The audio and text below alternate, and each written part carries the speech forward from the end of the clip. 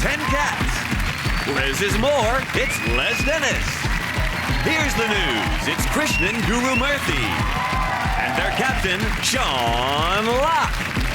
And facing them tonight, from Big Brother, it's Chantelle.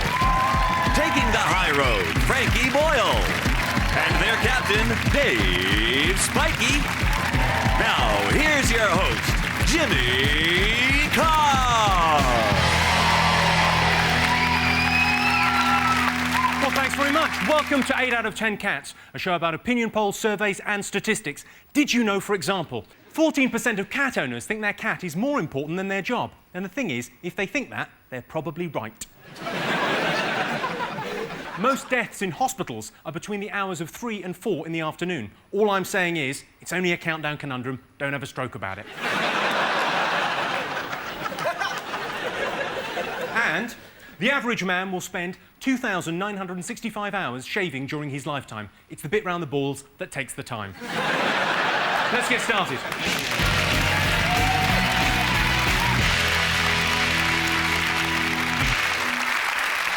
What are you talking about? That's the name of our first round. We've teamed up with a leading polling organisation and they've asked the British nation what stories they've been discussing this week. It's our panellists' job to guess the public's top 5 most popular talking points. Krishnan, Sean and Les, what have the nation been talking about this week? I think definitely the ongoing Tessa Jowell story. She's left her husband now, or separated from him. Yeah, I think you can be a bit hard on Tessa Jowell, though, because, I mean, the point is that she didn't know about the gift, and she didn't know that her mortgage had been paid off, and she didn't actually know she was married to David Mills until she read about it in the Sunday Times. The thing is that, I mean, some people say that did they split up genuinely, or is it an attempt to save her career? Apparently, what really tipped the balance was when she found out for the last 10 years he hasn't been sending off the pools coupons. He's been pocketing the money. He's obsessed with money, isn't he? Because he's married a woman called Tessa. Let's do this! Aren't we asking quite a lot of our politicians to actually notice £350,000 in their bank account? For some of us, it's a lot of money. Channel 4 News, they paid the big bucks. But as relationship blunders go, it's quite serious, isn't it? It's not like he's come home pissed and had a slash in the wardrobe. Sean? You know, you could get over that. He's ruined her career. You know, that's quite a serious thing to do, isn't it? Ruin someone's career. You can't make that up with, you know, breakfast in bed. Politicians ruin their own careers by going on Big Brother. Would you like me to be the cat? Yeah, OK. Tonight's going to be a very different kind of 8 out of 10 Cats. Did you like the fellow? Did you like George Galloway? At first, I thought he was like really crafty, he had like shifty eyes and everything, but he completely changed my mind about him by cheating and lying, and then I realised that from my gut instinct he was a very horrible man. And do you know what? So sorry, at first you thought he had shifty eyes, and then you realised he was horrible. He really changed your mind, yeah, didn't he? I realised he was horrible, then I realised that he was actually all right, but he weren't all right, because he turned out that he was actually horrible. When someone changes your mind, you've got to end up in a different place than when you started. That's the whole nature of changing one's mind. Do you know what the funny thing is? I was on a shoot today, right, and I come out, right, on... no, I'm living the dream. I am living the dream. No, right, I am living the dream, but I walked out, right, on a street, a London street, with no one else around, and who do I bump into? Was it Batman? No, George Galloway. Yeah, because he's following you. Was he in the back of a van with some binoculars? Oh, what a coincidence, Chantelle. How was it when you bumped into George, then? Did you... It's just, he asked me how my nan was, which was the first question that came out of his mouth. How was your nan? My nan's fine. Are you sure that isn't just a slang expression he uses? How's your nan? There's some place they call it a pitter. Well, let's have a look if Tessa Jowell is one of the most talked about things this week. Yes, it is. Dave, your team, what else have the nation been talking about this week? Is it the Oscars? I liked Reese Witherspoon saying that she dedicated the whole thing to all the men that had ever dumped her. And you think, well, they don't care, do they? They're all sitting in the pub going, I've shagged that Oscar winner. I mean, I was lying about Hal Berry, but I have shagged this one. The thing is that you've got Reese Witherspoon, who earns $28 million a film. She's got all those pubs, right? She gets... You know, and they're packed. You try and get it served on a Friday. Crash beat Brokeback Mountain, didn't it? It was controversial, though, wasn't it? I mean, I thought those guys in Brokeback Mountain were shafted.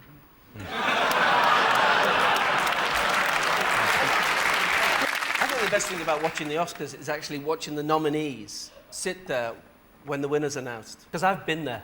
Not actually at the Oscars, Not the Oscars, but, you no. know. Have you never been to the Oscars? No, the Challenge Game Show Awards. I've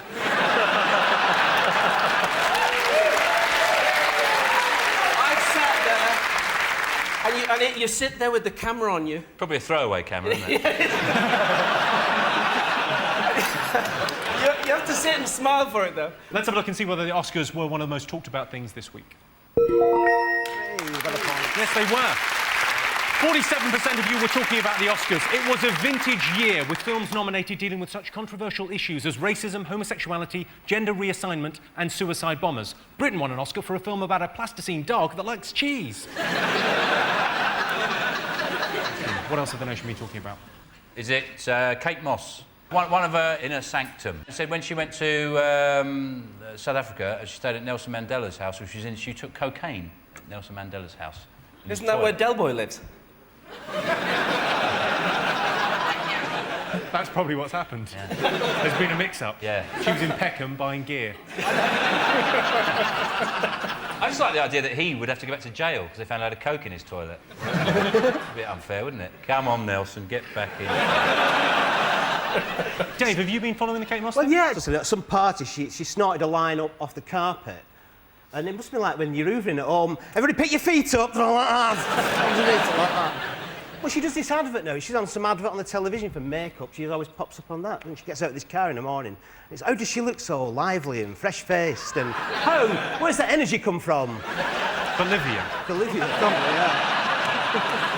I can tell you that Kate Moss wasn't one of the most talked about things this week. In a recent interview, Kate Moss complained of memory loss. She said, "Yeah, it's terrible. I get these flashes of bright lights and I find myself standing around doing nothing in my pants." That's your job, love. You're a model. Dave, over to you. Is it Chico being #1 and generally a Muppet? He's a sort of manufactured pop act who they've manufactured by melting down Peter Andre and a couple of spaniels. So could you get off the fence? Tell me what you think of him. I don't know, he's a sort of goat herding anomaly from Morocco. The last time you'll have had a proper goat herder on the top of the pops will have been as part of Freddie Mercury's Rider. Excellent. What do you think of him, Chantelle? Do you like him? Who are we talking about? We were talking about Chico. He's Oh, Chico. he's a minor celebrity of no consequence. Well, let's have a look and see whether Chico is one of the top stories this week. Yes, it was.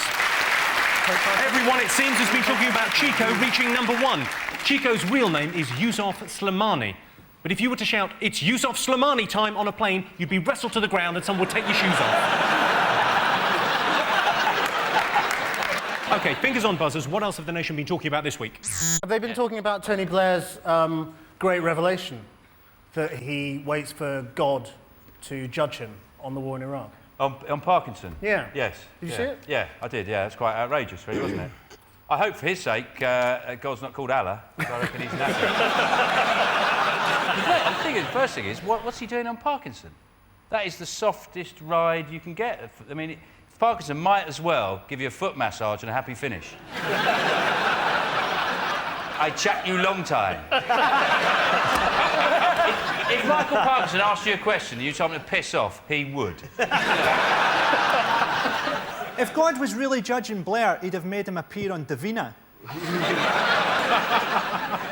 And the other thing I thought in that interview was amazing was when Michael Parkinson said, what's your special relationship with George Bush? He goes, what I like about George is when he says something, when he says he's going to do something, he does it.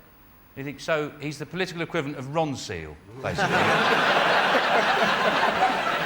I said something and I does it. Well, let's have a look and see whether Tony Blair is one of the top 5 talked about things this week. Yes, it is. When he said, Yes, everyone's been talking about the fact that Tony Blair was on Parkinson justifying his decision to go to war. Next week, Saddam Hussein is giving his side of the story on Des and Mal. OK, there's one more thing to get. Fingers on buzzers. What else have people been talking about? Is it the story that if you take your kids on holiday out of term time, you can go to prison? The thing is, if you go on holiday and leave your kids in school, you're even more trouble. They don't like that at all. That's very bad. Yeah, and if you stay at home, and send your kids on holiday, especially if it's somewhere like Vietnam. Krishnan, you've got kids. Would you take them on holiday during term time? I would. Yeah, but what if you're in prison and someone says, "What are you in for, Krishnan?" "Tuscany in March." Yeah, couldn't help myself. I reckon you'd be very respected by the other prisoners. I took an Alton Towers. I'm a wrong un. Let's have a look and see whether taking your kids on holiday during term time is one of the most talked about things. Yes, it was. Yes, this week it was ruled that children aren't allowed to go on holiday in term time. The offending parents face jail. Imagine being locked up in a cramped cell. No windows, terrible food, people crying and vomiting, and then when you get back from your easy cruise, you face prison. Well, at the end of that round, I can tell you that Sean, Les and Krishnan have 3 points, Dave, Chantelle and Frankie have 2 points. The next round is called The Poll with a Hole. We've looked through hundreds of surveys, past and present, from around the world and unearthed some fascinating facts. Unfortunately, each statistic is missing one salient piece of information, so it's up to our panellists to fill in the gaps. Here's your first question. 25% of women pretend to be pleased when what? They never, ever are. I mean, sorry, Everything all right at home? Is it when their husband brings them flowers from the garage? Do you get annoyed at that? Pardon? Flowers from the garage? I've never had flowers from the garage. Off a lamppost, then. That's just lazy, isn't it? It's just lazy. It's one of the sins, yes.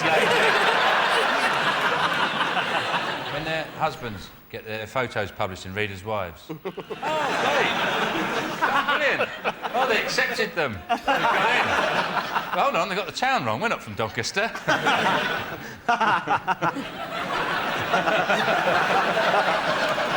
No. That's happened to Dave, isn't it? He wouldn't put Charlie on it. I've seen you! The black mark on it. I recognise that silver bonce anywhere. I'll give you a clue. The answer is related to gift giving. Something else you buy a lady. What else do you buy ladies? Underwear. Underwear. Correct. Lingerie. Well done. OK, 80% of Brits think monkeys should not what? 80% of Brits think monkeys should not go near Pete Burns. No, because they'll kill him. He'll kill them. Make a coat out of them. Oh yes, he had his monkey coat. I'd like to have seen this coat. Did he wear it? Yeah, he wore it a lot, yeah. Was it all the faces? Because I'd love that coat just made out of monkey faces. That would really freak people out at night, wouldn't it? You just step into the light. Hello. You ever been to Cheshire Zoo where they mix the fun fair and the zoo? I went there and I was going, and the roller coaster goes over the gorilla's cage. And I swear, as I was going over, one of the gorillas looked up and just saluted me. Like, you know, for my evolutionary superiority. He's waiting for a go on a tyre. I'm in a magic mouse going, woo! You beat me. Probably should not be kept as pets or something like that, or not be kept in cages or... That is the right answer. There you go. Hey, Spikey, well done. 80% of Brits think monkeys should not be kept as pets, which is fair enough, because although it would be fun to have a monkey around, you get very emotionally attached, and when it dies, it's heartbreaking. Also, you ever tried to flush a monkey?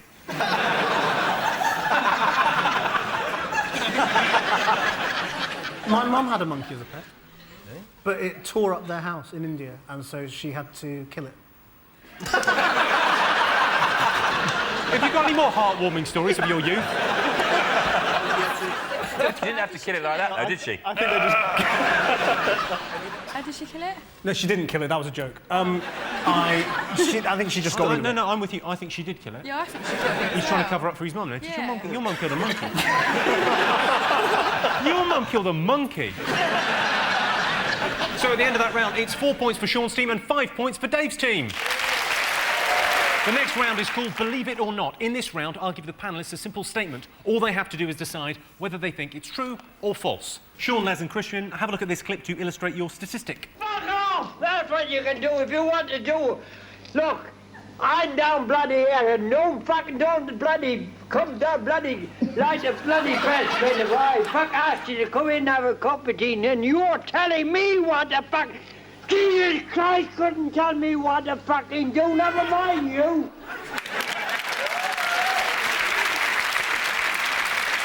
Sean's dad there.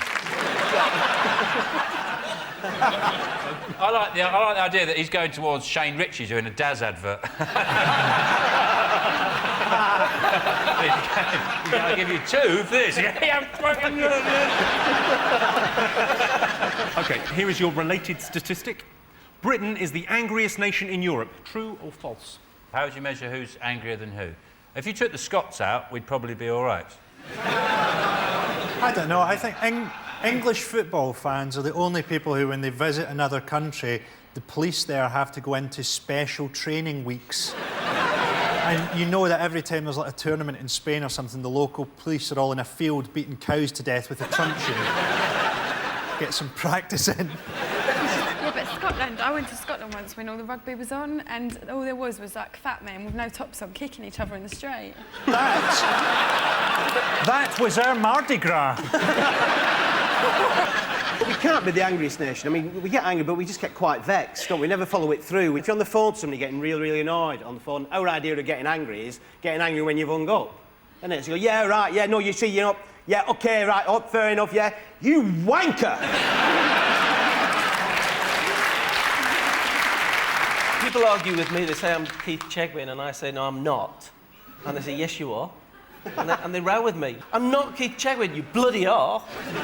I'm Les Dennis, don't be ridiculous, he's dead. Actually, had somebody say that to me. Bless him. Can we just get on with this? He looked at you like you were a young monkey. Like he was just going to rip you apart like that chicken wing. That looks like... That's me after meeting your mum. Britain is the angriest nation in Europe. True or false? What do you think, Sean? No, it's false. It's the Swiss. They're livid. You're going for false. It's false. False. You are right. I can tell you that the answer is false. Britain is Europe's second most angry country after Portugal. Yeah. Which means that Portugal go on to meet Iran in the final. Dave, Chantelle and Frankie, let's have a look at a clip to illustrate your statistic. 5, 4, 3, 2,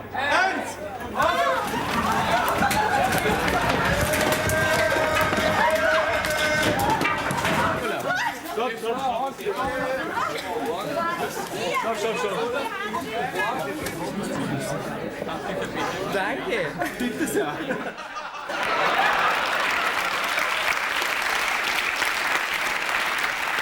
I know what that is. Wasn't that the day that you visited Scotland? Well, those footballers, they love a sail. OK, your related statistic is 12% of British men admit having been reduced to tears during a shopping trip. True or false? I only cried once, and it's when I went to DFS and bought a sofa full price. The one day of the year. I've been very upset by stuff I've bought. I fell out with this girlfriend of mine because you know, she's getting really upset because she thinks there's a big difference between, like, semi-skimmed and banana-flavoured milk. It's milk! Come on! That's just nitpicking. I've been in a supermarket and people come and say, what are you doing here? You know, and I'm like, well, I'm doing my shopping. Every now and again, I've got to eat. It's kind of like they think there's a celebrity Asda somewhere, you know, that we all go to.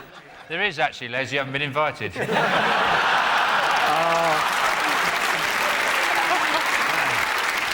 Only joking. That was nice, the little showbiz. Yeah. OK, so 12% of British men admit having been reduced to tears during a shopping trip. True or false? What do you think? We all think it's true. You think it's true? Well, I'm afraid you're wrong. Actually, just 3% of men have broken down and cried during a shopping trip. In their defence, they were shopping for their wife's coffin. It's the one she would have wanted. What, the first one you saw? Yeah. So at the end of that round, it's 5 points for Sean Seaman, 5 points for Dave's team. And the winner is the name of our final round. I'm going to give our teams a series of opinion polls, and all they have to do is buzz in and tell me who or what they think came top. Here is your first one. Most entertaining moment of 2005. For me, it was the woman who had her arm bitten off by a lion.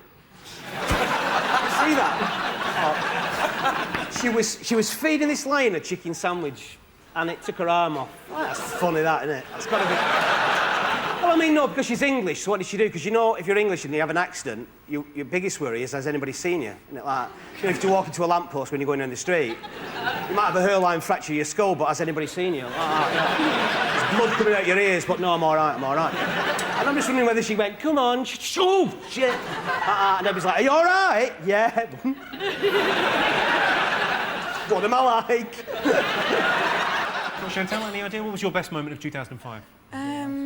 When I bought a really nice pink dress that I wanted for ages. Me too!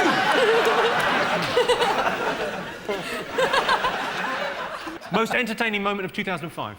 Give us a clue. Well, OK, the clue is it's a British poll and it's a sports-related thing. Is it the Ashes? Correct. Yes, the most entertaining moment of 2005 was England winning the Ashes. I remember the moment we won. I was just getting up to turn off the telly. OK, most common way people mistreat pet rabbits. I'll tell you something you could do with rabbits. It's cruel, but it's not terminal. What you do is you get the rabbit, it gets ears, and you tie the ears to the hands of a clock. And so at midday, everything's fine. But as the day goes on, a bit tricky, and then around about 6:30, Did you learn that off his mum? Is it chopping its foot off for luck? Is it taking it greyhound racing? That would be brilliant to throw one in, though, wouldn't it? A little fat one. I don't know, Jimmy, actually. Tell them they're adopted. No. The most common way people mistreat pet rabbits is not giving them clean water. It's actually very important. I recently gave my pet rabbit a nice hot bath with some onions, garlic and dumplings. Dumplings is the name of my guinea pig. Right, that sound tells me it's the end of the round and the end of the game, which means the final scores are Sean, Les and Krishnan have 8 points, Dave, Chantelle and Frankie have 5 points. Thanks to all our panellists, our wonderful studio audience and to all of you for watching at home. That's it from us. Good night.